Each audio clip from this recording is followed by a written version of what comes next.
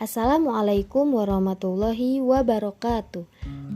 Kami dari kelompok 4 yang beranggotakan Aulia Maulidiah, Rismayanti, Rosania Siti Nurjannah, Saiful Abdul Rajak, Salwa Mumtazah, Silmi Sofiani Konita, Syifa Marnianti, dan Yunis Triananda akan membahas tentang komunikasi massa.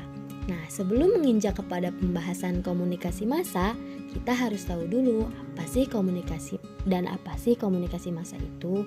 Komunikasi merupakan suatu kegiatan penyampaian pesan dari seorang komunikator kepada komunikan, di mana komunikan tersebut memberikan umpan balik kepada komunikator sebagai feedback atau tanggapan dari pesan yang diterima.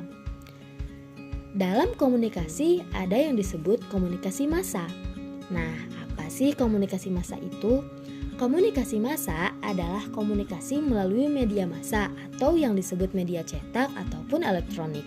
Yang artinya sebuah komunikasi dapat dikatakan sebagai komunikasi massa apabila dihasilkan dari saluran media cetak ataupun elektronik ataupun media modern lainnya.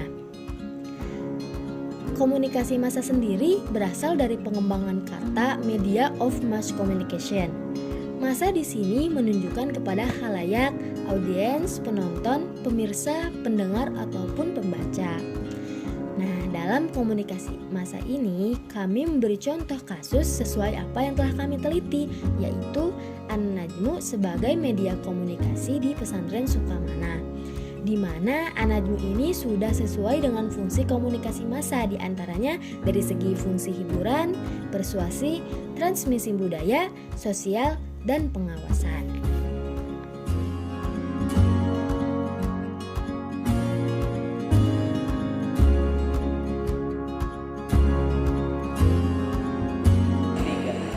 Membahas mengenai komunikasi massa, lalu apa sih media yang digunakan dalam komunikasi massa di pesantren? Sedangkan di pesantren mereka tidak pernah bisa menggunakan alat elektronik terlalu berlebihan, dalam kurung dibatasi.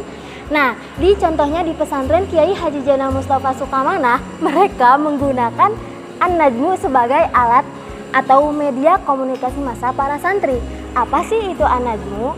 An-Najmu merupakan majalah santri yang dibuat oleh bidang pendidikan asrama dan bidang pendidikan pesantren.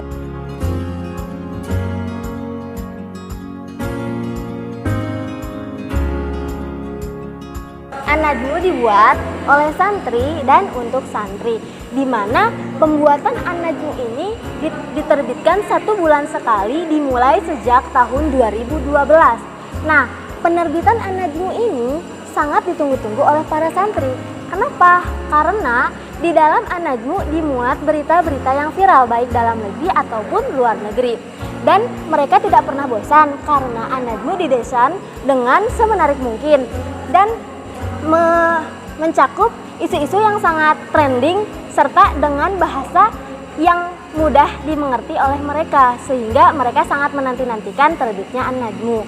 Kemudian selain berita-berita terkini, An-Najmu dibuat sebagai aspirasi dari kreativitas para santri, di mana para santri bisa mengirimkan karya mereka melalui bidang pendidikan asrama untuk dimuat di An-Najmu, seperti contohnya puisi, cerpen, komik, quotes-quotes atau lainnya.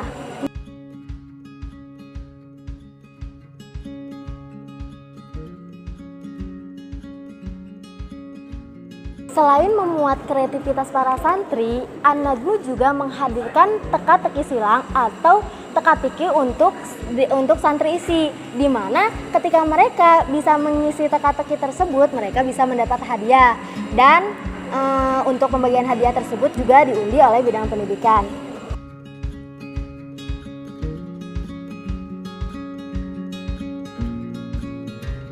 An-Najmu dibuat oleh bidang pendidikan asrama dan bidang pendidikan pesantren, di mana yang dibuatnya oleh santri dan dibaca untuk santri.